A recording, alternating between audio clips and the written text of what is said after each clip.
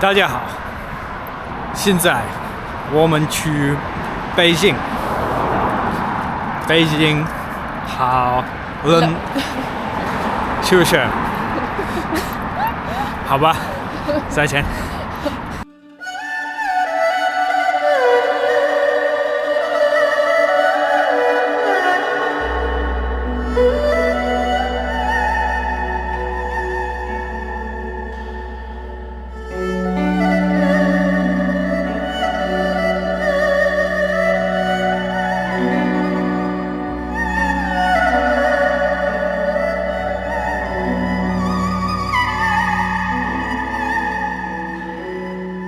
What better place to start our trip of Beijing than Tiananmen Square? You know, that one. The place where famously nothing dodgy ever happened, ever. Anyway, after living in China for 3 years, it was pretty cool to finally see what's probably its most famous view. There's also a mausoleum here where you can see Mao's preserved body. I wasn't allowed to film that part, but I'll just say he's still looking surprisingly fresh.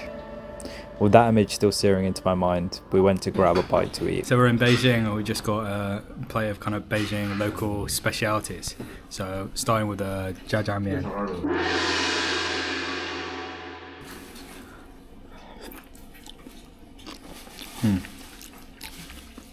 It's delicious, like pillowy, bouncy noodles.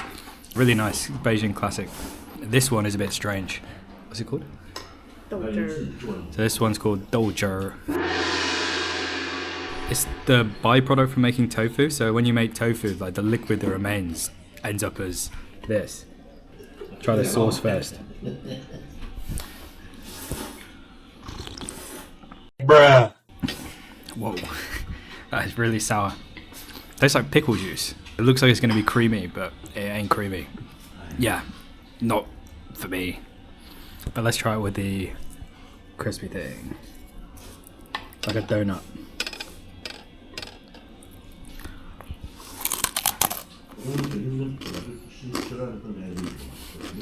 Don't really make it any better for me. The next morning.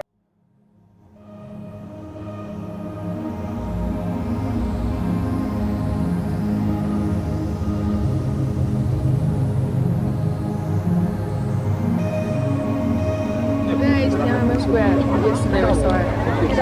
That's Tiananmen Square. Here the gates are get into.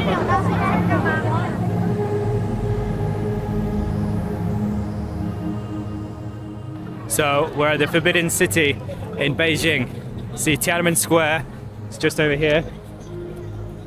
Tiananmen Square is like the first gate, and this is the West Gate, the main entrance to the Forbidden City, the former Chinese Imperial Palace. First impressions, it's absolutely enormous, way bigger than I was expecting.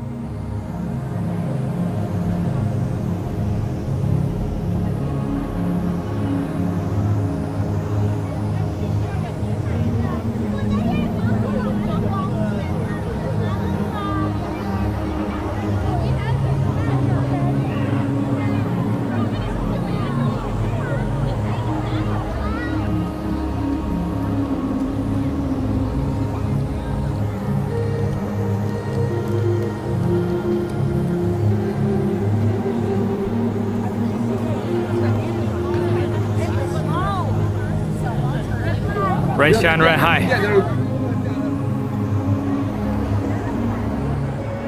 So we've already come through 2 gates. It's very fortified, this palace. And yeah, now this is the first part of the central palace where the king would make his orders and sit on his shiny throne.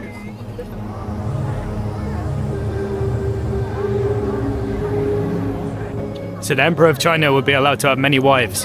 And a lot of these rooms around here, like this one, and these areas here, and over here, are the houses for all of his different wives. Interesting. So polygamy was quite common in ancient China, if you are the emperor. If you're not the emperor, then you're lucky to get one wife.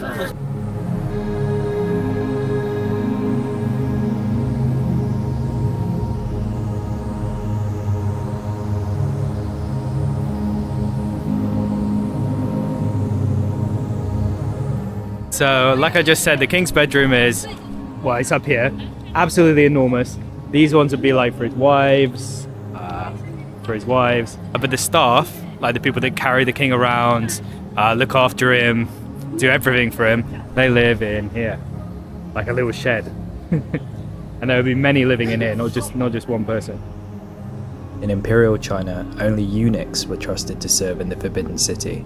Castrated to ensure loyalty and continuity of the royal bloodline, jealous much, they became trusted gatekeepers of palace life, managing ceremonies, looking after children, delivering imperial orders, and sometimes wielding enormous political power behind the scenes.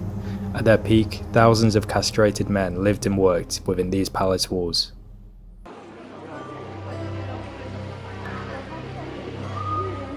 This is nice. Managed to find like a little quiet alleyway.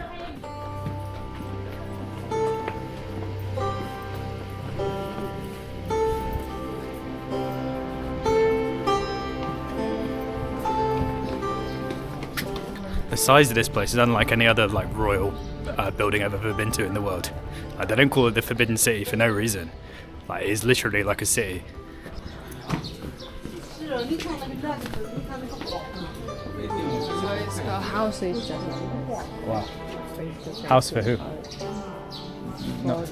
one lady. One lady, like a queen. His wife. How many wives could the emperor have? Like, what's the max? No limit to the number of wives.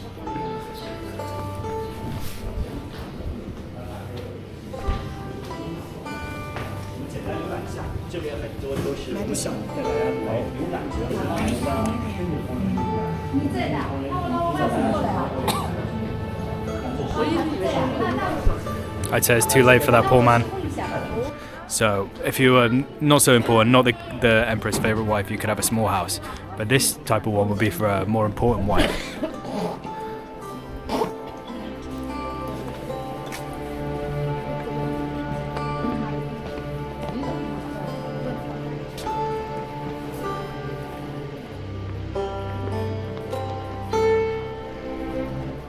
So many gates in this place. They really value privacy in the Empire times.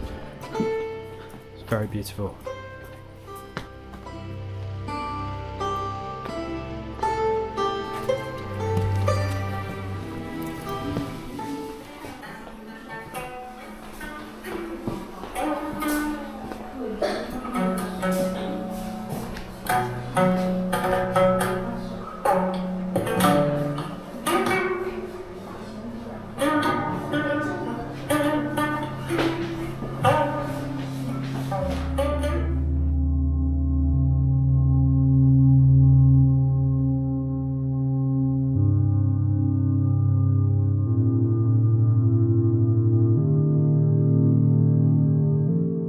It's the King's Garden. You can see he had a liking for ornate and beautiful rocks.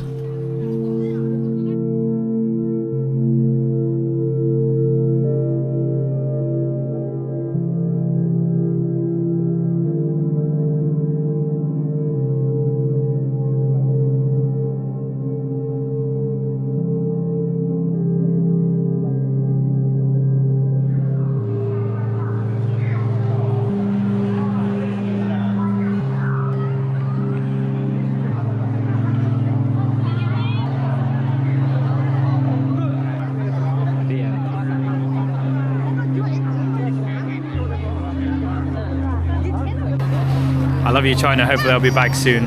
Thank you for giving me 3 beautiful years. Yeah, the end. Subscribe.